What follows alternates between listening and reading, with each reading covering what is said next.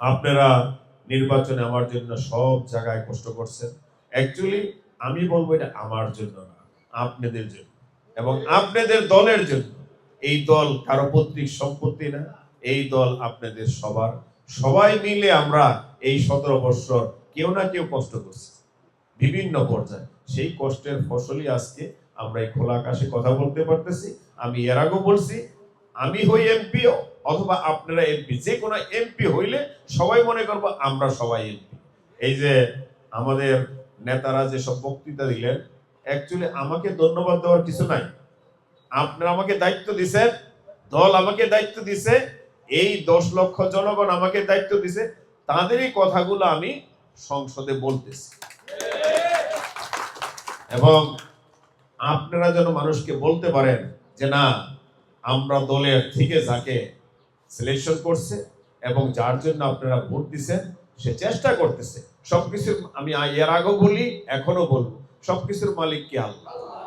আমরা যতই চেষ্টা করি না কেন, আল্লাহ না দিলে কিন্তু কোনো কিছু হবে না। আমার চেষ্টা থাকবে, আপনাদের সবার দোয়া থাকলে আমি বলবো, আমার এই মিডিয়ার মাধ্যমে যত ভাইয়েরা শুনতেছেন, বোনেরা শুনতেছেন, সবাই দোয়া করবেন। দোয়ার উপরে কোনো কিছু নাই, দোয়া করলে আল্লাহ কবুল করবে এবং আল্লাহ কবুল করলে ইনশাআল্লাহ এই মুন্সিগঞ্জ 1-এর শ্রীনগর এবং সিরাজদিগার অবশ্যই অবশ্যই পৌরসভা হবে।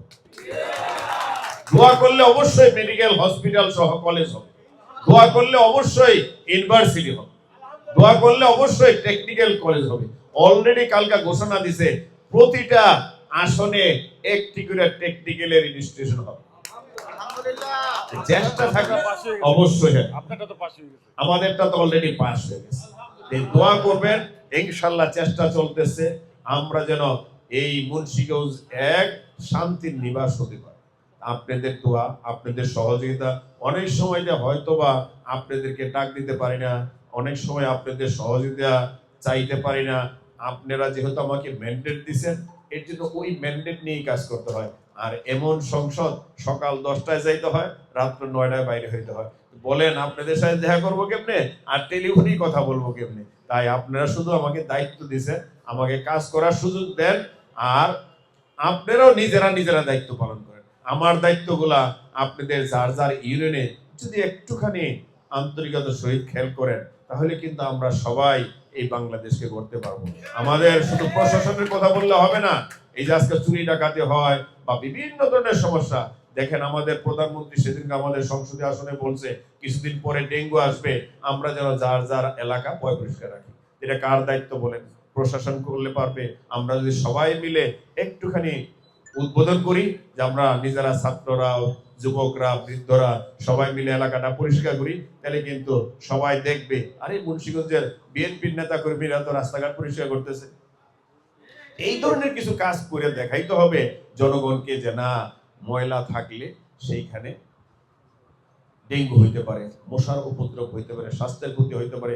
এটা শুধু আমি করব, প্রধানমন্ত্রী করব না, আপনি কিন্তু আপনার ইউনিয়নের প্রধানমন্ত্রী। এই যে এখানে যারা সভাপতি সেক্রেটারি আছেন, থানার সভাপতি সেক্রেটারি আছে, এরা তো থানার সভাপতি সেক্রেটারি না, শুধু থানার এতগুলা প্রায় 4 লক্ষ 5 লক্ষ লোক এই শ্রীনগরের।